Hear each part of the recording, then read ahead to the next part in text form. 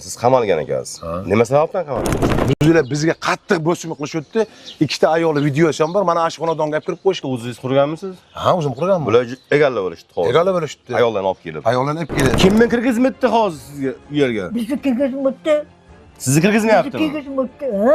Va meni ham kirgizmadi, bileni ham kirgizmadi. Kechqurunlari soat 2-3larda mana videoları bor. Anadan tomga chiqadi. Tomga chiqib, anaqa yugurlaydi. Soat 2 kechqurun. Mana video nechida o'lingani ham bo'ldi. Aqrab yugurlaydi, baqirib, "Amma voydod" deb baqa chiqarlar, nima bo'libdi deb chiqarlar.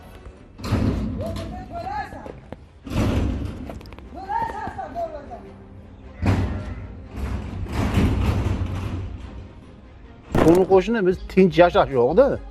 Qachon qarasam bu yerda odam to'plangan. Ichki ishlar, ashida katta tenishlari bor ekanda bu bolani. Demakki biz 102 qilsa, bitta uchastka kelmaydi. U 102 qilsa mahalla to'lib ketadi. Viloyat sudini ko'rdim, munosabatini. Mana bu videoda chiqgan bola umuman da'vogar emas ekan. Nimaga unaqa video qilib chiqyapti? Mana o'z xohishingiz bilan bularga sovg'a qilganmisiz? Mashinaga bitdi, mashina ko'maydi, boqadi. Hozirda sud ketayotgan, ya'ni sud qarori chiqmagan. Lekin biz sud ishiga, prokuratura ishiga umuman aralashmoqchi emasmiz. Ommaviy axborot vositalarida qonunda ham yozib qo'ygan bu bo'yicha.